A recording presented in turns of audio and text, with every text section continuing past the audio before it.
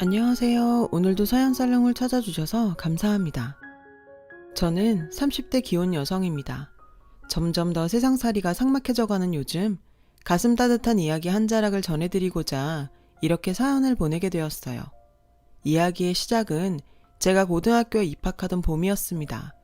당시 저는 방송 관련 사업을 하고 계시던 부모님의 영향을 받아 방송 PD의 꿈을 키워나가던 소녀였어요. 부모님 사업이 승승장구하던 시절이라 저는 부족함 없이 잘할 수 있었고 외동딸임에도 외로움을 느껴본 적 없을 만큼 많은 사랑을 받으며 자랐어요. 그러던 어느 날이었어요. 운동장에서 체육 수업을 하고 있는데 담임 선생님께서 경황이 없는 얼굴로 달려오셨죠. 조퇴증 끊어왔으니까 들어가서 가방 챙겨 얼른. 마음 단단히 먹어야 돼. 담임 선생님 말에 따라 저는 학교를 나섰고 그 뒤로는 기억이 잘 나지 않습니다. 기억이 잘려나간 필름처럼 드문드문 떠오를 뿐이거든요. 또렷하지 않지만 학교를 나선 저는 경찰 아저씨와 시신 안치소로 갔어요. 그리고 그곳에서 신원 확인을 위해 부모님의 시신을 확인하다가 기절을 하고 말았죠. 다음 기억은 장례식장에서 상주로서 누군지도 모르는 손님들의 조문을 받았던 모습이고요. 부모님을 납골당해 모신 기억도 나요. 교통사고라고 했어요. 지방 촬영 현장에 출장을 다녀오시던 부모님이 만취 상태로 역주행을 하던 차량과 충돌했다고 들었습니다. 그렇게 부모님은 마지막 인사 한마디 남기지 못하신 채 세상을 떠나셨어요. 갑작스레 부모님을 잃은 저는 한동안 친척집을 전전해야 했어요. 제 부모님 재산을 서로 차지하려 싸우는 모습들도 그저 지켜봐야만 했죠. 돈은 귀신같이 찾아서 빼가더니 정작 저를 데려다 키우려는 사람은 없더군요. 친가 쪽 사정들이 다들 좋지 않아서 다들 한 푼이라도 더 차지하려고 혈안이 되었더랬죠. 형제의 죽음에는 아랑곳 않고 말이죠.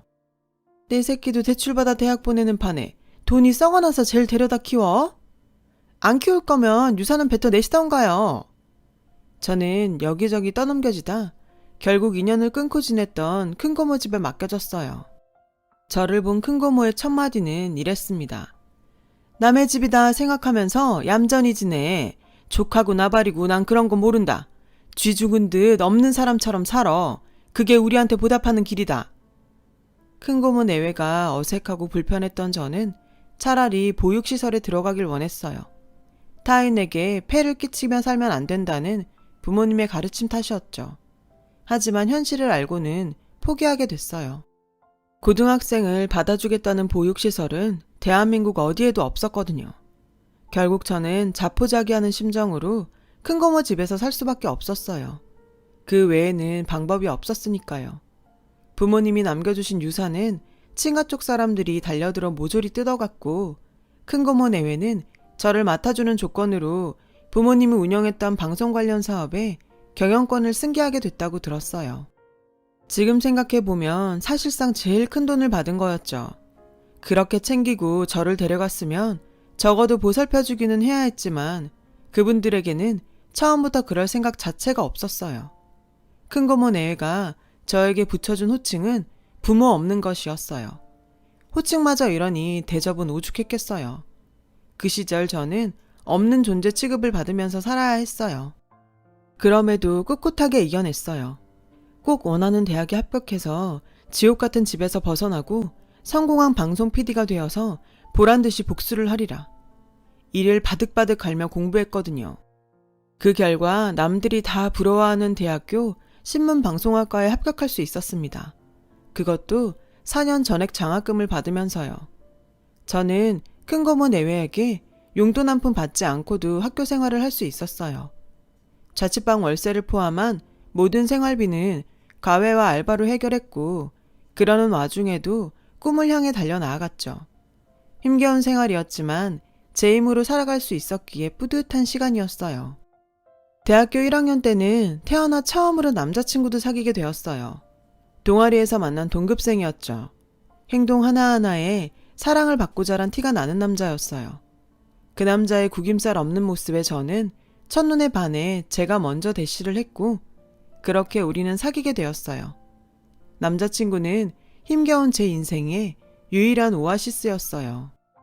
하지만 행복한 시간은 거기까지였어요. 남자친구가 군대에 가게 되었거든요. 저는 울어서 팅팅 부은 눈으로 남자친구를 훈련소에 들여보냈어요. 그리고 서울로 오면서 직감했죠. 이 남자와 오래도록 함께하게 될 것 같다고요. 그리고 그날부터 남자친구가 제대하는 그날을 손꼽아 기다리게 되었어요.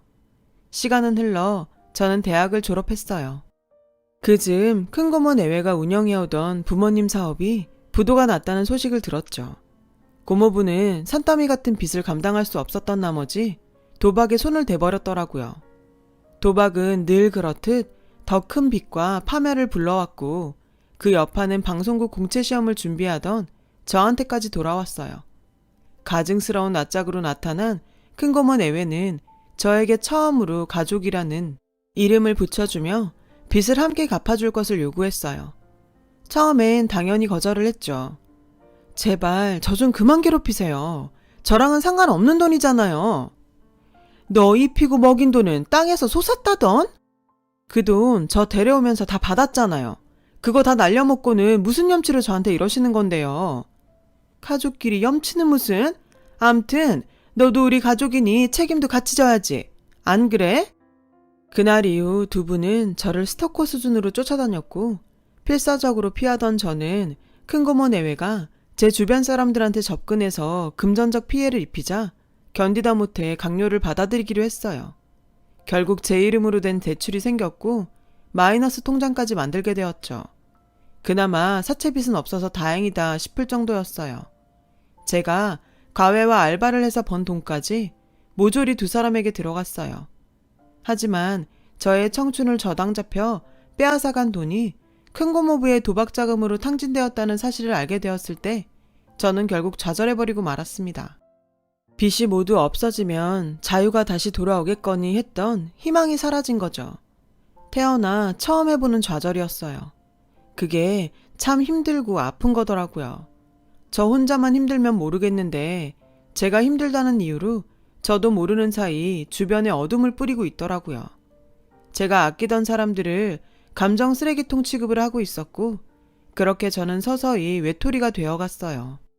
오직 대학교 1학년 때부터 만나왔던 남자친구만이 저의 곁을 지켜주었죠.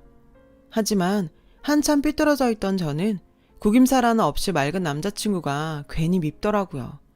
그래서 늘 못된 말들만 쏟아냈어요. 힘들어본 사람들은 아마 알 거예요. 그때 제가 남자친구에게 했던 말들이 사실은 저에게 하는 화풀이였다는 걸요. 저는 남자친구가 미웠던 게 아니라 제 자신이 미웠던 거예요. 제 어둠이 그를 물들일까봐 겁이 났어요. 남자친구는 잠시 시간을 주겠다며 제 곁을 떠났어요. 그리고는 며칠 뒤에 전화를 했더군요. 내일 시간 돼? 지금 하지 않으면 두고두고 후회할 말이 있어서. 잘 됐네. 나도 꼭 해줄 말이 생겼는데. 남자친구를 위해 차라리 나쁜 년이 되기로 결심한 저는 이별의 말을 되뇌이며 약속 장소로 나갔어요. 그런데 그곳에는 처음 보는 여사님이 남자친구와 함께 있지 뭐예요. 남자친구의 어머님이더라고요.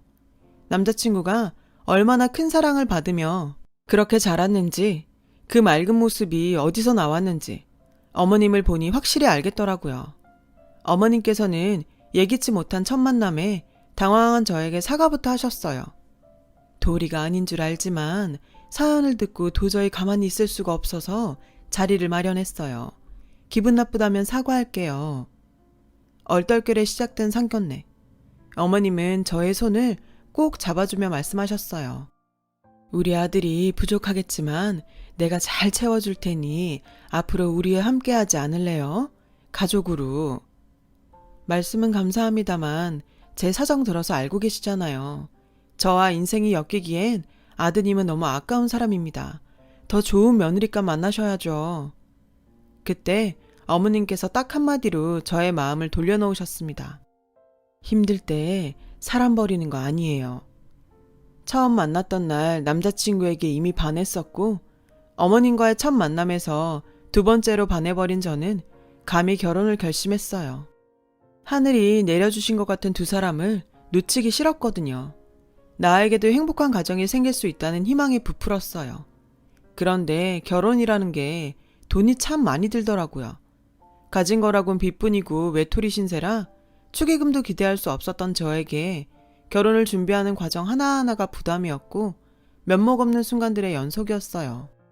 하지만 부담은 오래가지 않았습니다.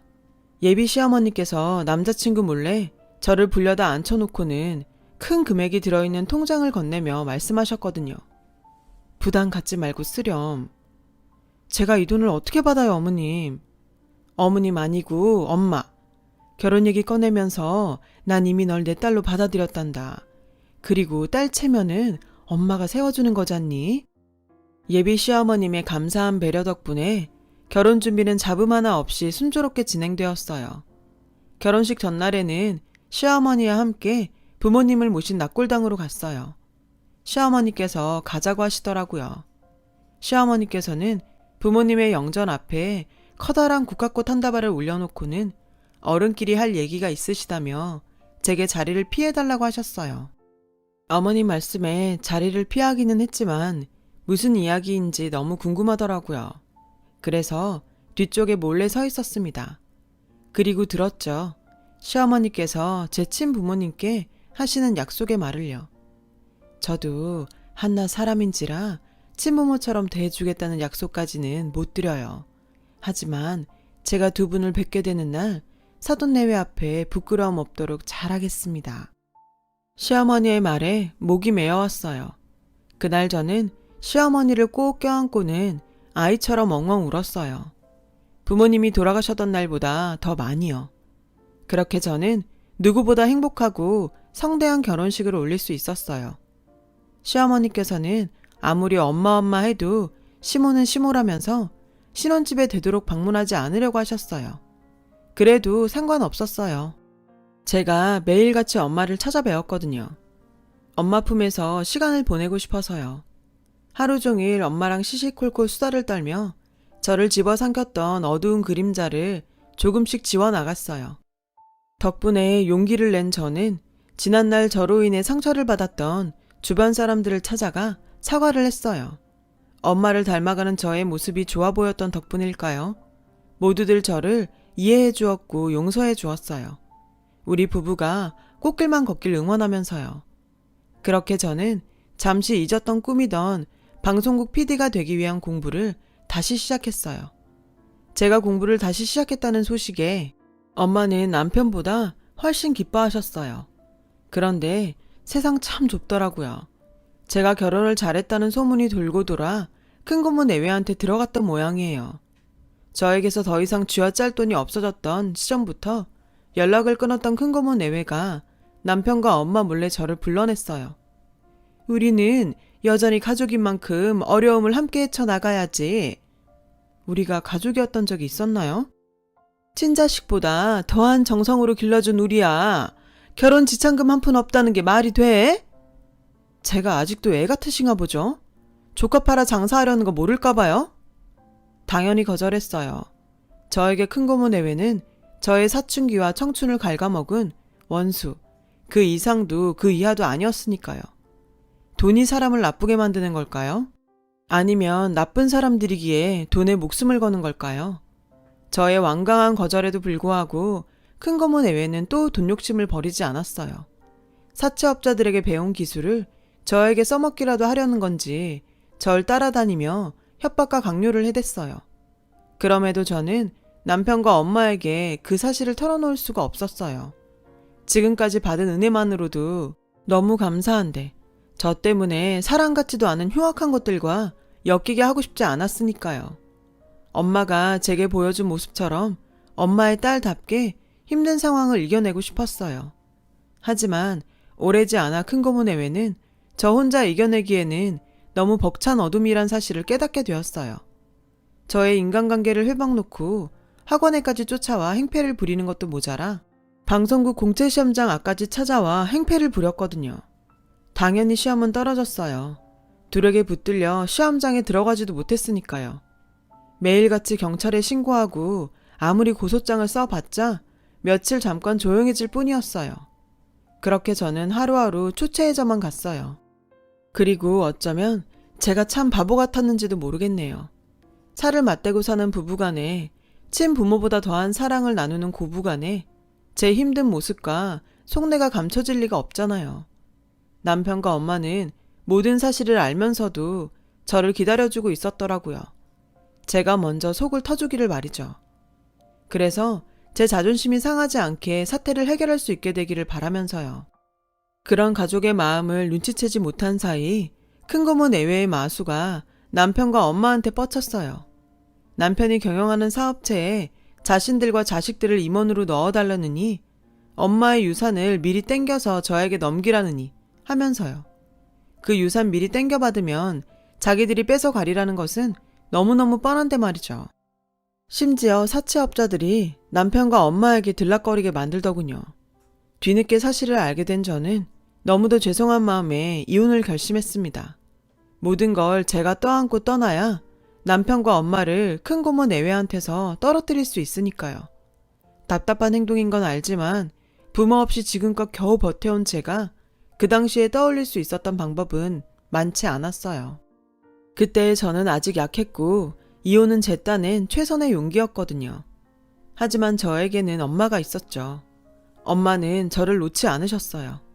이혼을 결심한 제가 마지막 기대를 걸고 큰 고모 내외를 회유하기 위해 만든 자리에 남편과 함께 찾아오셨더라고요. 남편과 엄마의 모습을 본 큰 고모는 제 얼굴에 음식을 부으면서 차마 글로 옮길 수도 없는 욕설들을 퍼부었어요. 엄마 아빠 없는 것이 어디 차리구분 못하고 가족 일에 외간 사람을 앉혀? 그때 무언가가 휙 날아들어 큰 고모 내외의 낯짝을 강타했어요. 엄마가 던져버린 서류 뭉치였죠. 제가 상황을 파악하기 무섭게 엄마의 굳은 목소리가 들려왔어요. 늘 기품 있고 자애롭던 엄마가 처음으로 격분한 모습은 심장이 짜릿할 정도로 매서웠어요. 당신들이 지금까지 내 며느리한테 무슨 짓을 저질렀는지 법정에서 한번 떠들어 볼까? 단언컨대 난 우리나라에서 제일 비싸고 제일 승률 높은 로펌에 의뢰할 거예요. 당신들이 저지른 만행들을 제대로 벌받을 수 있게 할 거라고요. 인간으로 태어났으면 인간구실을 해야지. 어떻게 짐승만도 못하게 살아. 하물며 피 한 방울 안 섞인 남한테도 그렇게는 안 할 거야. 가지고 가서 읽어봐. 앞으로 법정에서 다투게 될 일들이니까. 그리고 명심해. 난 선처 같은 건 안 해. 특히나 당신들 같은 짐승들한테는. 엄마가 던진 서류 뭉치는 제 대학 동기들의 진술서였어요. 제가 그동안 얼마나 저 두 인간들에게 고통받고 착취당하며 살았는지가 고스란히 적힌 기록들이었죠. 큰고모 내외는 잠시 눈치를 살피더니 서류를 집어 읽어내려갔어요. 그 모습을 보며 엄마가 그러셨어요. 부모 잃은 조카를 사랑으로 보다듬어줄 생각은 않고 학대도 모자라 알바 뛰며 번 돈까지 착취를 해? 협박해서 대출받게 하고 마이너스 통장까지 긁어다가 노름판에 쏟아붓고 당신들처럼 되먹지 않은 것들은 모조리 격리해서 깜빵에 쳐 넣어야 돼. 왜? 내가 못할 것 같아? 똑똑히 지켜봐. 내가 하나 못하나. 안 있는 게 좋을 거야. 내 며느리 뒤엔 내가 있다는 거. 섣불리 건드렸다간 당신들 자식까지 얼굴 못 들고 다니게 할 테니까. 조만간 법정에서 보자고. 내가 당신 자식들 돌반지까지 모조리 다 뺏어줄 테니까. 그제야 상황이 파악된 큰고모 내외는 엄마 앞에 납작 엎드려 싹싹 빌었어요. 다시는 제 앞에 안 나타날 테니 제발 용서해달라고 애원을 했죠. 하지만 엄마는 눈썹 하나 까딱 안 하곤 자신의 바지가랑이를 잡고 비는 큰고모 내외를 걷어차고 나가셨어요. 저 역시 남편과 함께 식당을 나섰어요.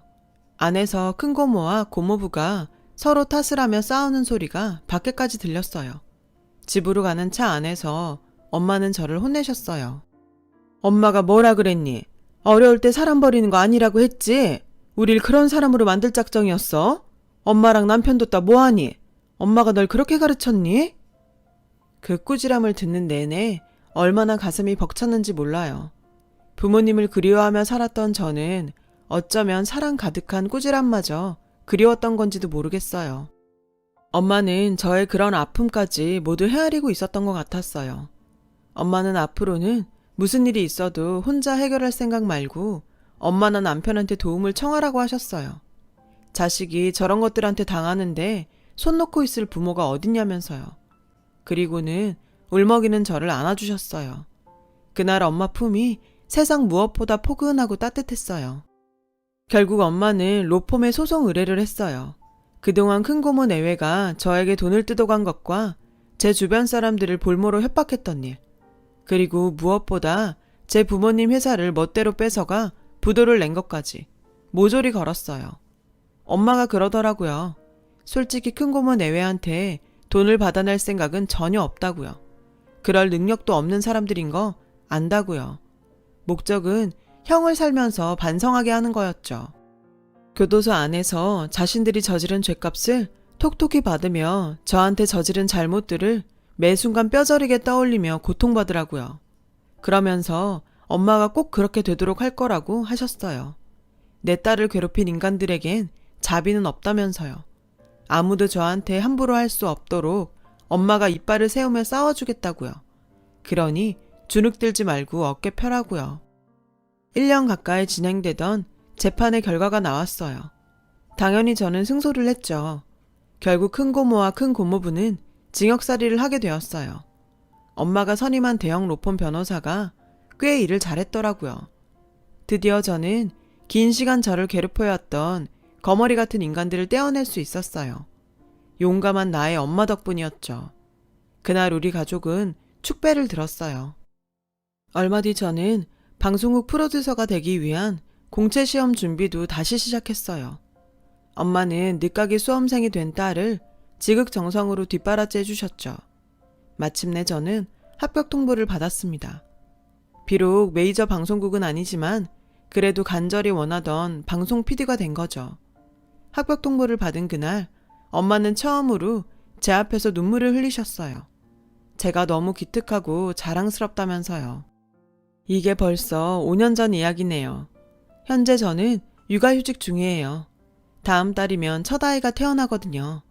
엄마는 벌써부터 손주를 안아볼 생각으로 들떠 계세요. 아이를 낳으면 엄마가 봐줄 테니 걱정 말라시면서요. 저는 아무래도 전생에 나라를 수십 개는 구한 모양이에요. 그러지 않고서는 어떻게 이런 엄마를 만날 수 있겠어요. 오늘도 저는 엄마의 사랑을 듬뿍 받으며 태교를 하고 있어요. 우리 엄마처럼 멋지고 아름다운 딸을 낳기를 기도하면서요. 엄마, 다음 생에는 제가 엄마의 엄마로 태어나고 싶어요. 저에게 주시는 사랑보다 더 큰 사랑을 드리고 싶어요. 정말 고맙고 사랑합니다.